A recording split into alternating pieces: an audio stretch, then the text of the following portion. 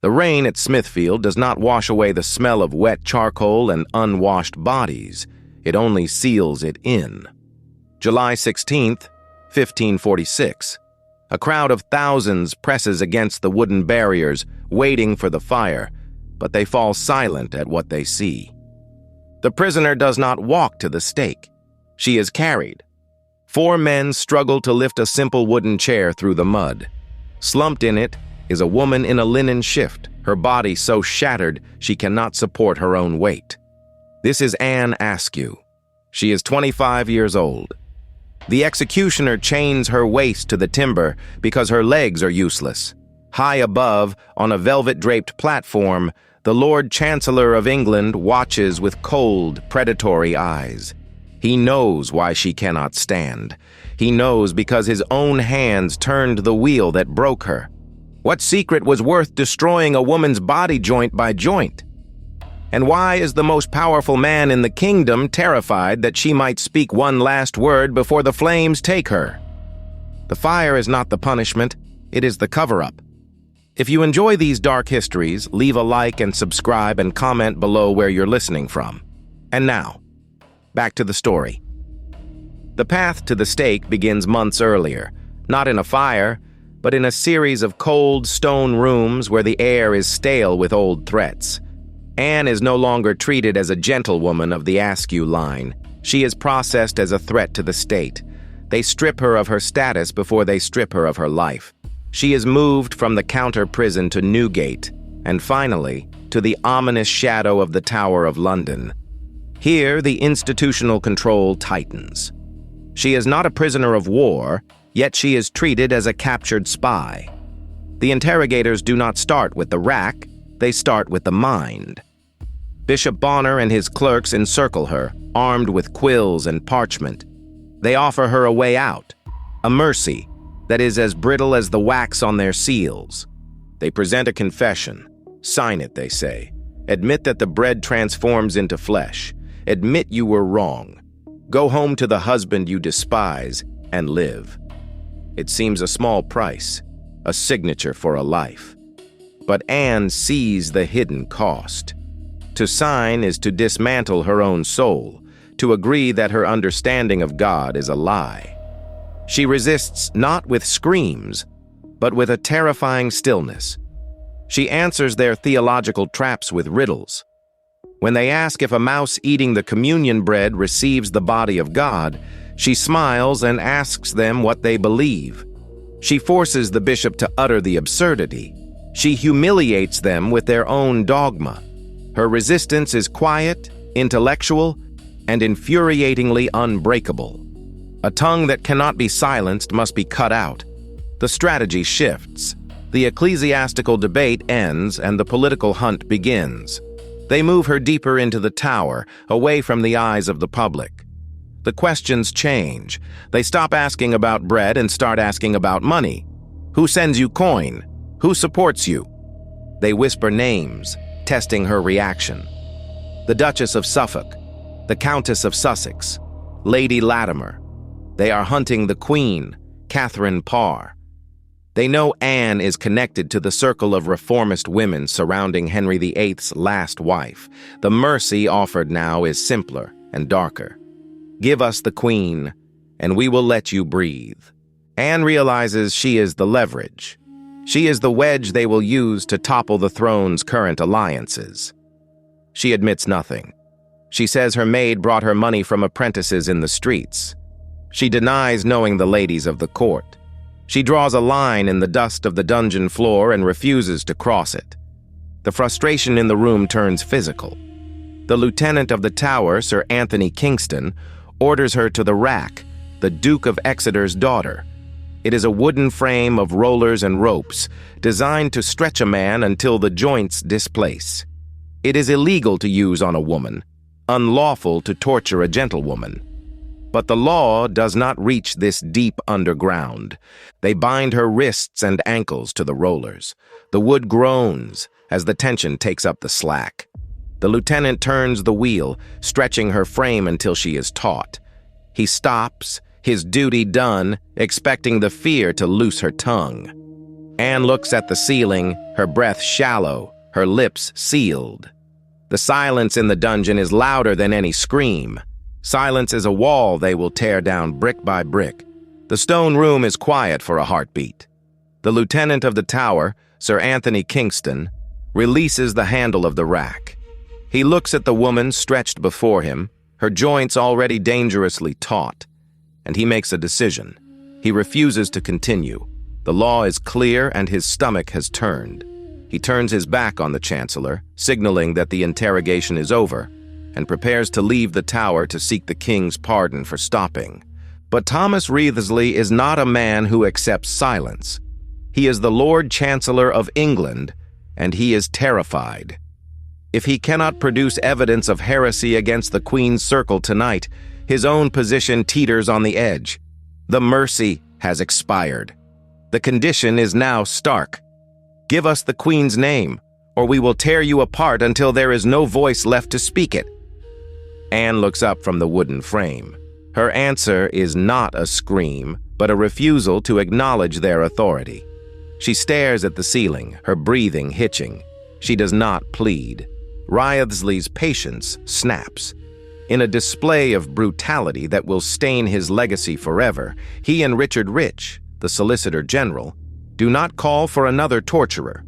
They throw off their velvet gowns. They roll up their linen sleeves. The highest legal officers in the land grip the iron levers of the rack themselves. Desperation turns powerful men into butchers. They turn the wheel, the ropes tighten. The sound in the room is sickening. The dry pop of cartilage, the tearing of ligaments. Anne is pulled so taut that her body is suspended in the air, held only by the tension of her ruined limbs. Her shoulders dislocate, her hips are pulled from their sockets. The pain is absolute, a white-hot universe that eclipses all thought. They pause, they ask for names. Lady Herbert, the Queen. Anne opens her eyes. She is barely conscious, floating in shock. She whispers, "I would rather die than break my faith." They turn the wheel again. They hold her there, broken and hovering, for what seems like hours. They are trying to squeeze treason out of her marrow, but the torture inverts itself. The rack was designed to break the will, to force the mind to choose comfort over loyalty. But for Anne, the pain becomes a clarifying fire. Every turn of the wheel confirms that her tormentors are godless. Every snap of bone solidifies her certainty that she is right. Her silence transforms. It is no longer just a lack of speech. It is a weapon. It is a shield of discipline that Wriothesley cannot penetrate. He sweats. He heaves against the lever. He destroys her body, but he cannot touch the secret she guards. The why is laid bare in the sweat on his brow. This was never about theology. It was a coup. They needed Anne Askew to be the key that unlocked the execution of Queen Catherine Parr. But the key has snapped in the lock. Finally, the men are exhausted. The prisoner is not dead, but she is no longer whole. They release the tension. Anne collapses onto the stone, her body a loose collection of angles that no longer align. She cannot walk. She cannot stand. She has to be scooped up like a discarded garment. Wriothesley puts his gown back on, composing himself, but he knows he has failed. He has broken the vessel, but the contents remain spilled and unreadable.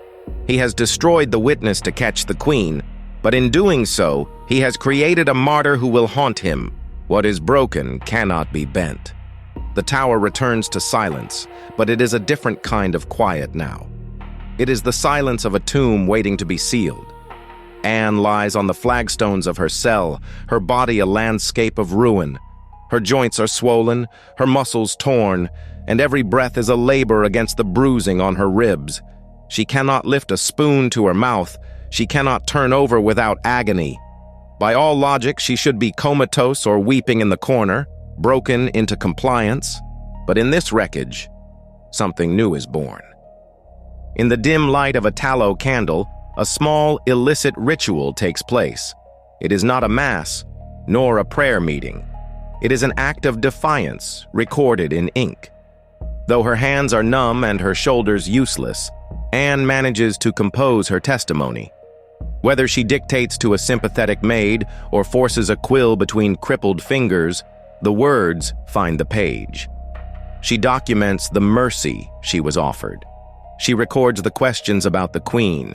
She writes down the names of the men who turned the wheel. Iron bars can hold a woman, but they cannot cage a voice. This is the hidden truth that Wriothesley failed to grasp. By destroying her body, he liberated her story. She writes with a clinical, detached precision. She describes being kept on the rack for a long time, while the Chancellor and the Solicitor took pains to rack me with their own hands. She does not embellish. She does not need to. The horror is in the facts. These papers are not meant for the king's eyes. They are meant for the world. They are folded small, hidden in the lining of a maid's sleeve, or tucked into a bundle of laundry. They slip through the stone walls, past the guards, past the gates of the tower.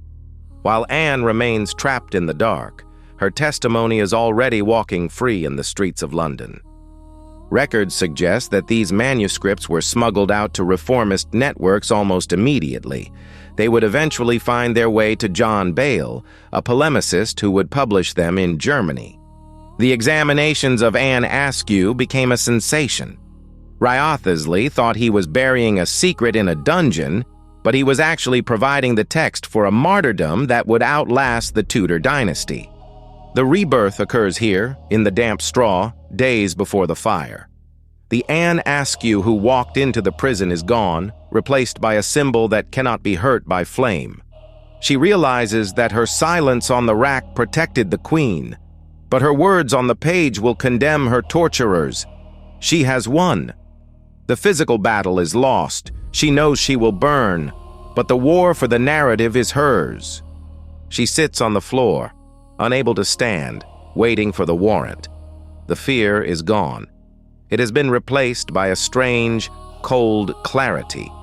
She has sent her soul out through the gates on scraps of parchment. What remains in the cell is just fuel for the bonfire, and she is ready to spend it. The truth is a seed that grows best in the dark. The gunpowder bag tied to her neck explodes. The pain ends instantly. The fire at Smithfield burns hot enough to turn the wooden chair and the body it supports into indistinguishable gray dust. The executioner shovels the remains into the wet earth. It is a thorough job.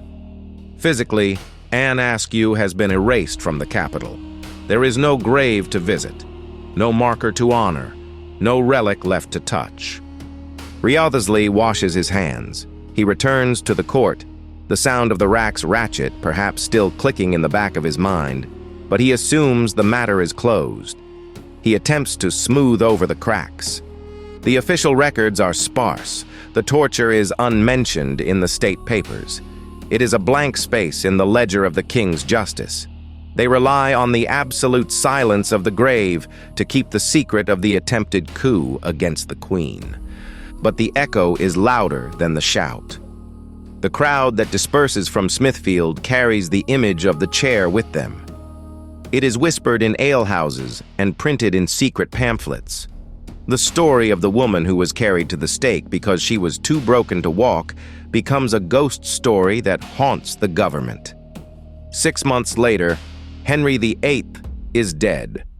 Wriothesley loses his power, cast aside by the shifting tides of politics. The Queen, Catherine Parr, survives them all, her neck saved by Anne's refusal to speak a single name. The silence held. The gambit failed. We return to the opening image. The rain, the mud, the smell of charcoal. The state believed that fire would purify the land of her defiance. Instead, the flames only hardened the ink of her testimony. The woman in the chair is gone, but the chair itself remains burned into history, a permanent monument to the failure of brute force.